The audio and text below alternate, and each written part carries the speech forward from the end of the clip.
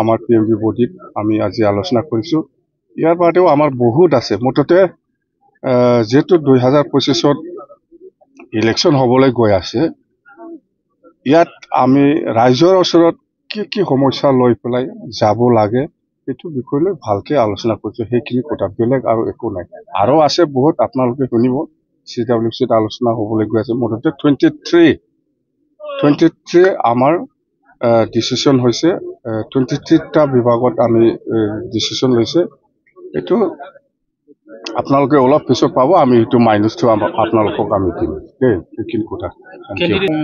কেণ্ডিডেটটো 31 জানুৱাৰীটো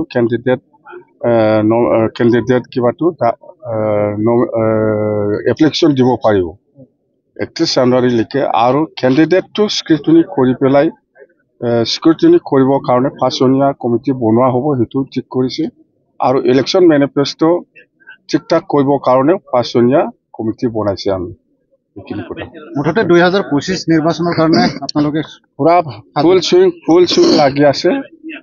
2025 যেনে তেনে BPF চৰকাৰ গঠন কৰিব লাগে। ইয়াৰ কাৰণে যিকোনো পৰ্যায়ত আমাৰ BPF দলৰ কৰ্মীসকলে কাম কৰিবলৈ ৰেডি আছে।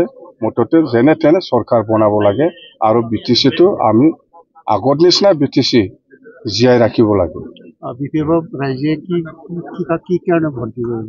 এইটোৱেতো এইবিলাক আমি যে অলপ আগত কৈছে, যাতে ৰাইজে ভাল পায়, যিটো কাম কৰিলে ৰাইজে ভাল পায়, সেইবিলাক কথাটো লৈয়ে আমি আলোচনা কৰিছে আজি PMB বডিত। সেইবিলাক ইছ্যুটো যদি আমি কৰিব পাৰে, নিশ্চয় ৰাইজে আমাৰ লগত থাকিব বা ৰাইজে আমাক সহায় কৰিব।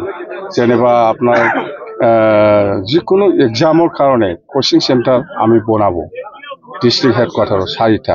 সেইবিলাক কি বেয়া? বড়োলেণ্ড ইউনিভাৰ্চিটি কেম্পাছ প্ৰত্যেকটা ডিষ্ট্ৰিক্ট হেডকোৱাৰ্টাৰত বনাব, সেইবিলাক কি বেয়া? এইবিলাক আৰু কি। আৰু যেনিবা কোচ ৰাজবংশী আৰু আদিবাসীসকলৰ কাৰণে যিটো জনজাতিকৰণৰ যিটো সমস্যা, ইয়াৰ ক্ষেত্ৰত আমি আগৰ নিচিনাই বাহাল ৰাখিম। আমি আকৌ ছাপৰ্ট কৰিম, আকৌ NOC দিম। গোৰ্খাসকলৰ ক্ষেত্ৰত যিটো প্ৰটেক্টেড ক্লাছৰ যিটো সমস্যা আসাম কেবিনেটে পাছ কৰিলে, সেইটো আমি ছাপৰ্ট কৰিছোঁ। যদি এছেম্বলিত পাছ কৰি পেলাই যিকোনো আইন যদি আসাম চৰকাৰে বনায়, ইয়াৰ কোনো আপত্তি থাকিব লগা নাই। কিন্তু অকল কেবিনেট পাছ কৰিছে, এইটো আসাম এছেম্বলিত পাছ হ'ব লাগিব বা দিল্লী পাৰ্লিয়ামেণ্টত পাছ কৰিব। তো ইয়াত আমাৰ কোনো আপত্তি কৰাৰ কোনো প্ৰশ্ন নাহে। তো নাই, BTC ইলেকশ্যনটো আমাৰ মতে এপ্ৰিলত হ'ব লাগে। আজিলৈকেওতো এপ্ৰিলত নহ'ব বুলি কোনো কথা ওলোৱা নাই বা নটিফিকেশ্যন ওলোৱা নাই। নিশ্চয় হ'ব, সময় আছে। এপ্ৰিলতে হ'ব নিৰ্বাচন দেই।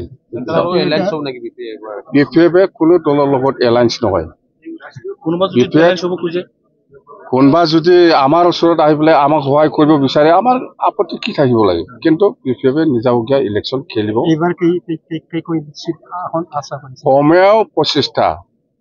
কমেও 25টা ইয়াত ওপৰত হ'ব, কিন্তু কম হ'লেও 25টা BPF জয় কৰিব।